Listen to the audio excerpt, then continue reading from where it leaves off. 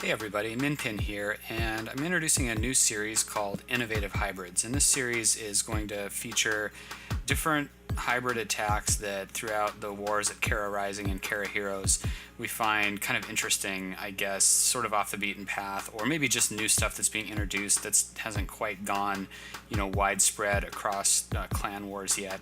And so going forward, we're going to just dive into basically a single attack. We're really going to break it down. We're going to talk about troop composition, options, advantages and disadvantages against other types of attacks, and go from there. So if you like this, let me know in the comments, and we'll do a few more of them. Today we're going to talk about the Giant Healer Hog, or GiHeHo attack, and this attack is a good replacement for GiHeHo style bases. If you've got a GiHeHo style base that's got a hard to lure CC or an Archer Queen that's particularly deep, this is a good alternative to a straight GiHeHo.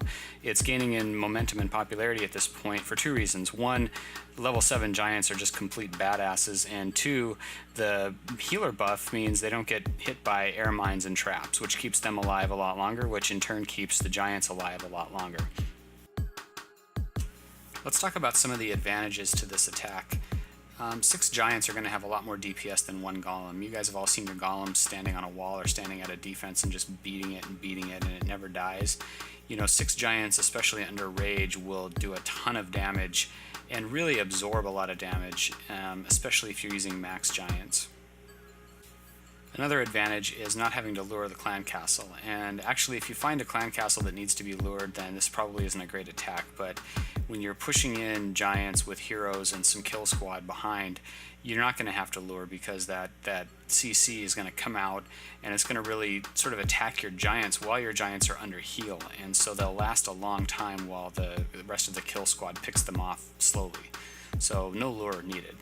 The last advantage, and probably the thing that makes this attack so pretty sometimes, is that the kill squad can be kept alive a lot longer, especially the heroes. So even after all the giants die, and they will all die eventually because they'll get caught on walls and things, your heroes and some of your kill squad that's left over is still going to be able to take advantage of those healers, assuming you have some healers survive the initial CC kill.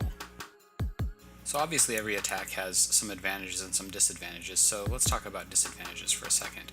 The splash damage on the giants versus the golem is massive. So this is sort of the flip side to the giants doing a lot more DPS. One golem that gets hit by one mortar doesn't take a lot of damage, but if you have 10 giants that all get hit by one mortar, it's going to take 10 times as much damage as the golem does. And so you've got to be careful about watching the splash damage defenses, make sure you have a plan for getting to them, make sure you've got enough heal coverage for your giants, and you'll be fine, but that's something to think about. Another disadvantage is you are going to be sacrificing some hog troop space for the healers and the giants. You're going to want some giants to move ahead of hogs once you start releasing them, so it's likely you're going to have a CC full of giants, and then you're going to have probably 4 to 6 more giants that you cook on your own and bring with you. And so this is for the initial CC lure and kill squad giants, and this is also for some targeted hog strikes where you want to lead with a giant to absorb those first couple of shots of damage. Okay, let's talk about troop composition. Now, in these Innovative Hybrids replays, what I'm going to do is I'm going to show an exact troop comp that was used for this particular attack, but that doesn't mean it's the end-all be-all troop composition. You may find yourself wanting a few more giants, a few less, a few more hogs, a few less. It's going to depend on the base, and so just use this as a guide, and that includes spells as well. In this particular case, we're talking about, a CC with 6 max giants in it, so 6 level 7 giants. We've got 3 heals, 1 jump, 5 more giants that are coming in the troop camp, 3 healers, which is going to be probably pretty standard. You want 3 or maybe even 4, really depends on the base, 10 wizards, 22 hogs, and just 3 archers to fill it out. Let's take a look at the base for this attack. You'll notice it's got some fairly centralized air defenses. This is a benefit for the healers because they won't be in range of those air defenses until a little bit further into the attack. So we could come from virtually any corner, but in this case the attacker chose to come from 6 o'clock. The next thing to think about is where to send the hogs from, and in this case the attacker made a great choice and sent the hogs from about 4 o'clock, which sent them straight into that second air defense. With that taken down, again, you're trying to protect those healers, keep those healers alive as long as possible, because they'll keep the rest of your troops alive as long as possible. Now that we have a general attack plan, let's talk about the specific troop drop in the order. First thing we want to do is drop the giants down here at 6 o'clock. They're going to go in and start beating on that corner, and surprisingly they'll take down a Lego wall pretty quickly. So we'll drop the CC giants, drop a couple of other giants that we took along with us, and then we want to drop the healers immediately right behind the giants. And we want those giants under heal from the very beginning of the raid, because they're acting like the golems. They're going to start taking fire from all those point defenses. Now we're going to drop a couple of whiz to create a funnel for the heroes. So dropping whiz on the outside, on those 4 outside buildings to create a proper funnel. And now we want to watch and wait until that wall is actually broken down before we drop the heroes. So once the wall's broken, go ahead and drop the heroes in. So they're going to funnel straight into that elixir storage. And from there, we're sort of trapped in that compartment. And because we can't afford to wait for the giants to beat through another wall because that air defense is sitting there and it'll take down our healers, in this case, the attacker brought a jump spell so that the giants could push in, get to that air defense, and take it down and keep the healers alive longer. This jump spell also gives us access to the Archer Queen and the CC troops.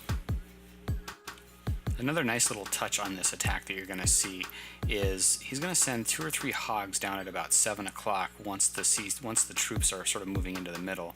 The purpose of that is to take down a few more point defenses that are definitely going to be in the way of all of those troops kind of moving towards the middle. So it takes a lot of DPS away from that cannon there. A Tesla's going to pop and he's going to take that down.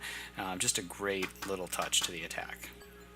Once the kill squad has worked its way into the middle, it's time to drop the hogs. And like we talked about earlier, the hogs are going to get dropped at 4 o'clock and move in towards that second air defense. And if you notice when you look at this base, once those 2 air defenses are taken down, those healers are going to stay alive a long time, and they're going to keep the rest of the troops, including the heroes, alive a lot longer than normal. So the hogs are going to do their work around the base. Meanwhile, the kill squad is going to stay alive a lot longer than it normally would have. And that's the primary benefit of this attack. Alright, that's a lot of build-up. Let's go ahead and watch the replay and see what Annie did to this base with this attack. So here we go, the giants are coming in at 6. He first drops the giants from his camps, and then the CC giants come in, and right away you saw the healers come in. So now those giants are going to just sit there and sit there and sit there on that wall, but they're really not dying because those healers are healing them the whole way. Here come those hogs at 7 o'clock, and you notice he put a giant in first just to absorb some of the initial damage that came in. He got the wizard tower, he got the Tesla, now he's getting the cannon, and now that's a lot of DPS there on the left that's no longer going to be hitting those main troops that are kind of going into the middle. Jump spell is down. That air defense did get one of his healers before it went down, but it went down pretty quickly with all those giants. So now we've got the BK raged. He's going in, he's taking care of the CC, he's going to take care of the Archer Queen. Annie's Archer Queen is going in and doing a lot of damage, and now here come the hogs at 4. And you notice how fast this attack happens. Those hogs are early, much earlier than a lot of other hog attacks that you'll see. They're under heal. A lot of them lost to spring traps. I mean, really a lot of them, but he got that second air defense. Now that the healers are going to keep that Barbarian King and that Archer Queen. Archer Queen's at full health, so she doesn't really need to be healed, but the Barbarian King still taking a little bit of damage, and he's staying alive. Now those healers are going to get in range of that air defense, but by now you see that there's wizards still left. The Barbarian King is at full health. There's still hogs running around the base. Those hogs have been under heal all this time. Here comes the last heal spell, and those healers are finally dead. But if you look, we've got the Archer Queen at full health. We've got the Barbarian King at full health. We have only a couple of point defenses left, and there's plenty of hogs that are still under that last heal. He was really good about saving that. And now he's bringing in the cleanup troops around the back of the base. He's got a few archers cleaning up. He's still got that Barbarian King. He's got 5 or 6 wizards still taking things out. And, you know, so even if he loses all of his hogs at this point, his heroes are still up. And there goes the last defense. Everything's down. Now it's just cleanup time, and just really nice attack. Just really good execution. Great 3-star.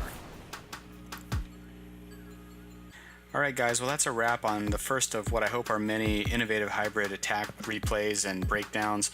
Love to hear what you thought of it in the comments. All feedback is good, bad or good, negative or positive. I realize it was long. If it was too long, if there's too much breakdown or not enough replay, I would love to hear about it. Just want to bring good content and give you guys something that's useful.